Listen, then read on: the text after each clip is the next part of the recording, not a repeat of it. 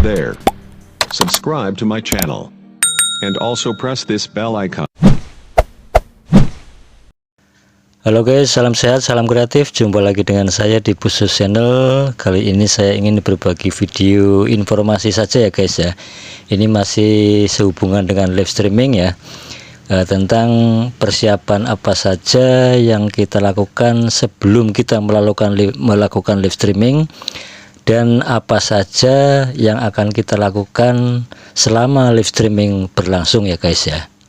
Nah, pada kali ini saya tidak memberikan tutorial cara masuk ke fitur live streamingnya ya guys ya, tapi hanya sebatas ada 8 poin persiapan yang perlu kita lakukan sebelum kita melakukan live streaming, dan ada 7 poin yang harus kita perhatikan, yang kita siapkan selama berlangsungnya live streaming ya guys ya.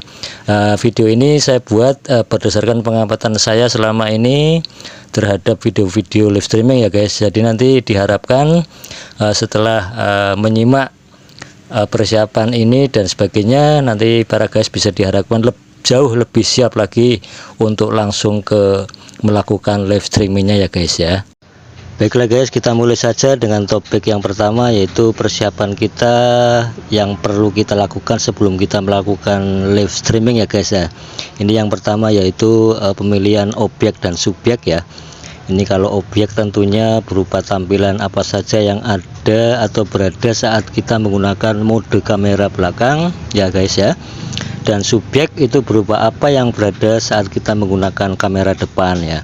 Ini tampilannya bisa gambar kita atau gabungan dengan objek di belakang sekitar kita.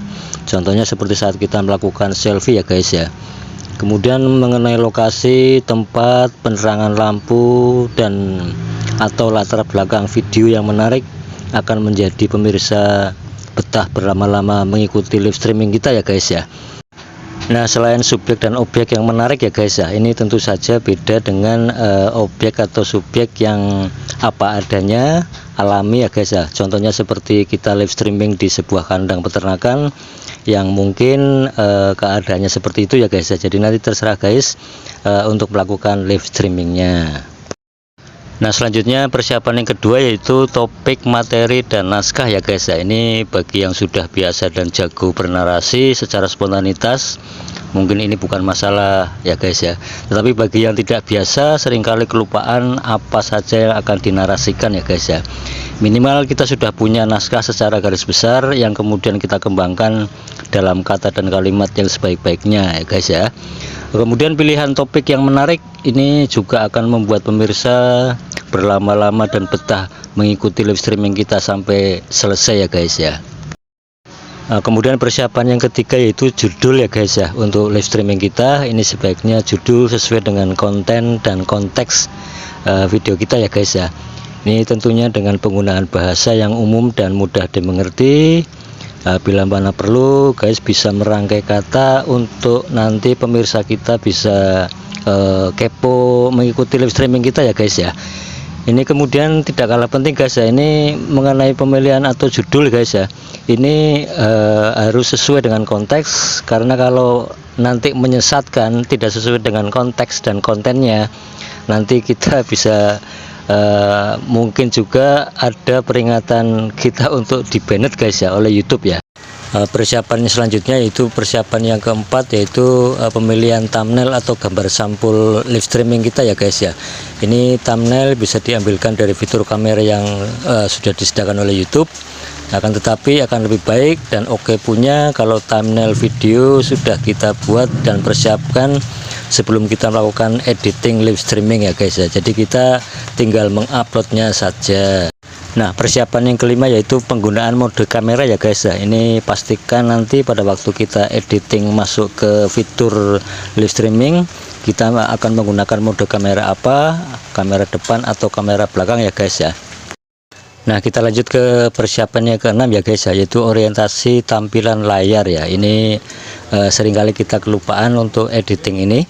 Jadi pastikan dulu sebelum kita lakukan eksekusi klik button fitur live streaming atau go live ya guys ya, kita setting posisi ponsel sesuai dengan yang kita kehendaki. Tetapi alangkah baiknya posisikan ponsel pada mode landscape atau mendatar agar tampilan saat live streaming berlangsung itu bisa layar penuh ya. Kemudian bila perlu nonaktifkan pengaturan fitur kunci rotasi di ponsel kita ya guys ya. Ini dengan menggeser jari kita ke atas, kemudian kita nonaktifkan kunci rotasinya. Nah, selanjutnya persiapan yang ketujuh yaitu kesiapan paket data ya guys ya. Ini merupakan salah satu syarat mutlak juga untuk melakukan live streaming ya. Ini sebaiknya jangan lakukan live streaming saat paket data kita ini sekarat ya guys ya. Ini mungkin nanti akan terhenti di tengah jalan, di mana durasi live streaming ini tidak sesuai dengan rencana kita ya guys ya. Kemudian penggunaan paket data juga tergantung dari provider yang kita gunakan guys ya. Ini kecuali kalau memang bersumber dari WiFi yang unlimited ya guys ya. Memang kita perlu beberapa kali pengamatan hal paket data yang digunakan untuk durasi live streaming yang berbeda-beda ya guys ya. Mulai dari durasi pendek 30 menit, 1 jam dan seterusnya. Nah, cobalah membuat catatan paket data yang digunakan saat sebelum melakukan live streaming dan saat live streaming berakhir berikut durasi live streamingnya ya guys ya, sehingga nantinya kita akan bisa mengira-ngira untuk rencana ke depan dengan durasi tertentu. Nah, sebagai persiapan terakhir atau persiapan ke-8 yaitu kita membagikan schedule atau jadwal live streaming kita ya guys ya. Ini untuk live streaming yang kita lakukan secara spontanitas, mungkin kita tidak keburu untuk bisa membagikan jadwal kita ke komunitas ya guys ya, atau baik komunitas keluarga, kerabat, komunitas-komunitas para YouTuber baik di grup-grup WhatsApp, Facebook, Telegram dan sebagainya ya guys ya.